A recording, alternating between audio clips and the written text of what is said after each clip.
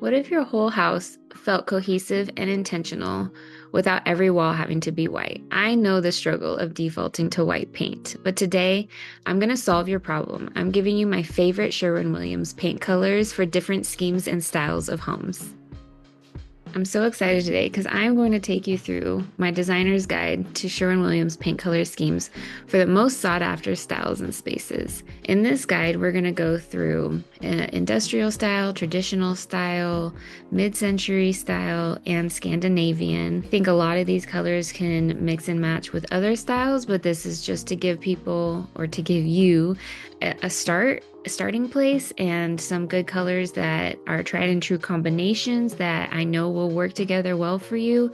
And I also wanted to give you a sneak peek into the guide and what it looks like. This is part 3 of a 4-part series on my paint guide. So the first couple pages I'm going to skip through. It talks through some of the things that I talked about in my first couple videos and gives you an idea on how to use this guide. But the 2 different spaces that I'm going to go through today are the living room and the kitchen, and different palettes that I believe are best for those spaces, and I'm going to tell you a little bit about why. So mid-century, you can see that I chose greens and whites and yellows, and it's a little more colorful and playful. Mid-century can be both neutral and colorful. It kind of depends on the home and then also just personal style, but I think a living room's a great place to play with color.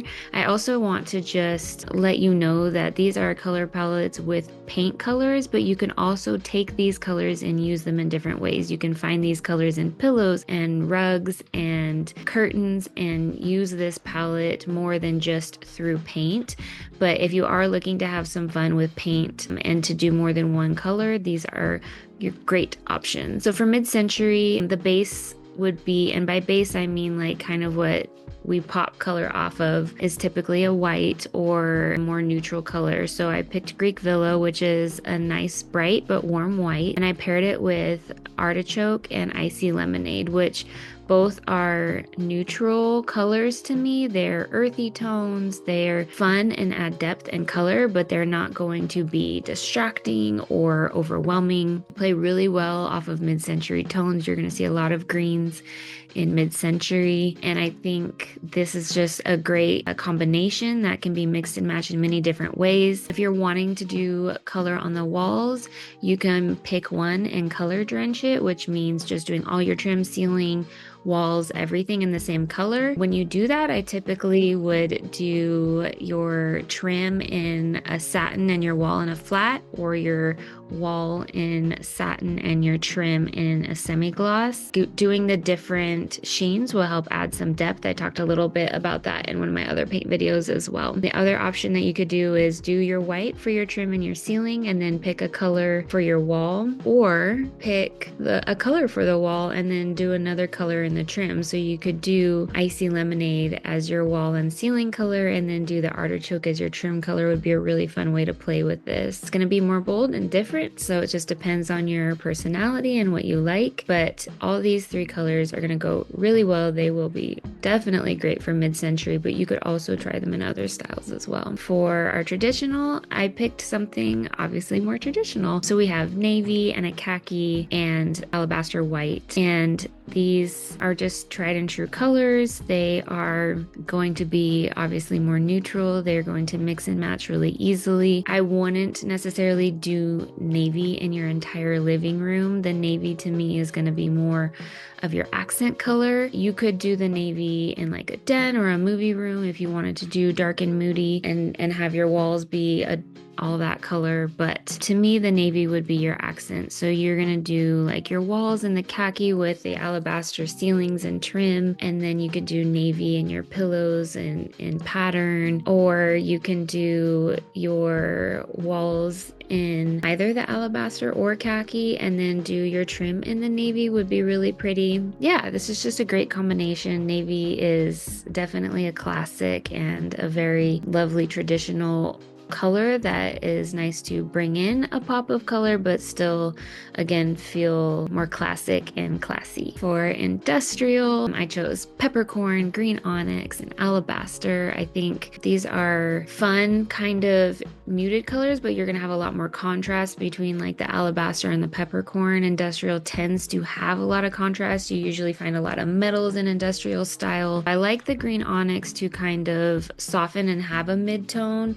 so that not everything is super harsh, but if you really like that high contrast look, you can just eliminate the green onyx and use just the peppercorn and the alabaster. I love peppercorn because it's kind of a blue gray, and so it's not going to fall flat. It has a lot of depth to it. It's not super cold for being a gray, and it just, yeah, it has a lot of interest. It's one of my favorite grays that Sherwin-Williams has. And then for as far as like what to put on the walls, what to do on the trim, again, it's going to be similar. You can mix and match a lot of these. I think alabaster with green onyx as the trim is absolutely gorgeous, but maybe a little more traditional or cottage than industrial. To keep it really industrial, you could just do the white backdrop with the alabaster all over and then do the green onyx and the peppercorn as accents, or you can do alabaster with the peppercorn as your trim. Would be a really fun way to bring in contrast. And then last style that we have is Scandinavian. Scandinavian you can find super colorful. I went neutral for Scandinavian. You can also find in Scandi styles. So this Scandi is going to be kind of more like boho or Japandi Scandi. It can and do a lot of mix and matching. They're all really light colors. I think this is a fun new trend where we're finding like light and mid tones in a lot of places and not having too much of the darker tones. So shell white or passive shell white and ancient marble. These are all really beautiful Sherwin-Williams colors. They're all going to be light to mid tones. They're going to be very warm. The shell white and the ancient marble are pretty warm, and then the passive is going to bring in the contrast with the cool tone. So one thing that I like to do when I have all tones that are similar, we're going to have all light or all mid tones, is to mix warm and cool. That's going to help give us depth in our design instead of having everything be warm and in one color. When you have everything light, you really want to layer warm undertones and cool undertones. I also have more in previous videos on undertones and how to understand that a little bit. I think these three colors, again, you can mix and match in any kind of way on your wall if you're going to use them. I think walls be passive with the shell white trim would be really pretty, and then having your ancient marble in any sort of like built-ins that you might have in your living room would be great. Or, I mean, yeah, you can really combo this. The walls ancient marble, the trim and the ceiling shell white, or the walls shell white and the trim ancient marble. Like, I really tried to choose color palettes that could mix and match and be used in different ways and look good regardless. Okay, let's go on to kitchen palettes. For kitchens, I tend to be a little more neutral with my colors. I think you can play really well with color in like tile and countertops, and then sometimes in your cabinetry, but I like the base or the wall to be a little more neutral so that we can pop the cabinetry and the tile off of that. So not saying that there isn't contrast. Obviously, you can see there's a lot of contrast in these colors, but the colors themselves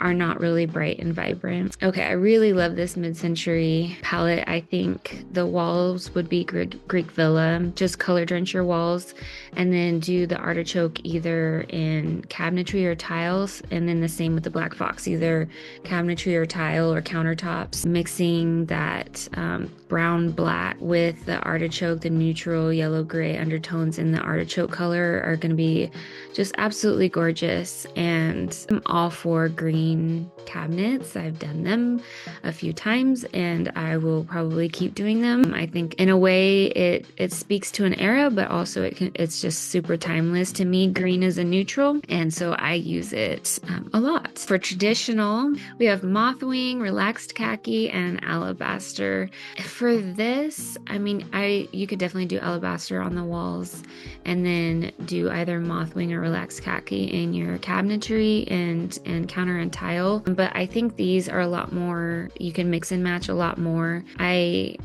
think relaxed khaki is just a beautiful cabinet color.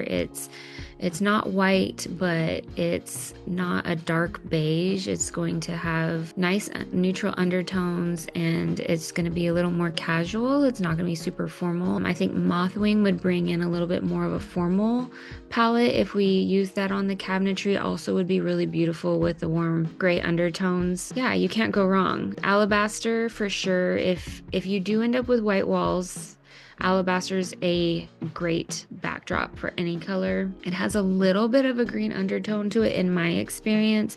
It's, according to Sherwin-Williams, a warm white, which it is a warm white, but just so you know, in my experience, it always pulls just a little bit green. So pairing it with beiges and grays and greens, it does really well with those. For industrial, I went with a little bit of a blue, gray, green tint. I really love pewter green. I've done my own personal kitchen in the past with that color, and I think it pairs really well with alabaster and silver mist from Sherwin-Williams. I would say for a kitchen, pewter green is your cabinet color for sure, and then you can use silver mist as inspiration for tile or counters, and then have alabaster as your wall. For Scandinavian, again, you can see we're a little more tonal. Things are kind of mid-light range, nothing really heavy in contrast, but we are contrasting the silver mist with the mid-tone gray, green blue undertone with the warmer ink marble and the shell white. So even though we're not having high contrast in light and dark, we're getting our contrast with cool and warm tones. So I'm just gonna breeze through the rest of this. You can buy it on Etsy from me. It's gonna go through almost every room that you would use, and then it gives you, I'll just show you really quickly here, a whole home scheme, so you can see all 6 colors that I've mixed and matched in every room kind of in one spot. So you can see all the industrial ones, all the mid-century ones, all of the traditional ones, and all of the Scandi ones in one place. And you can, again, you can mix and match these however you want.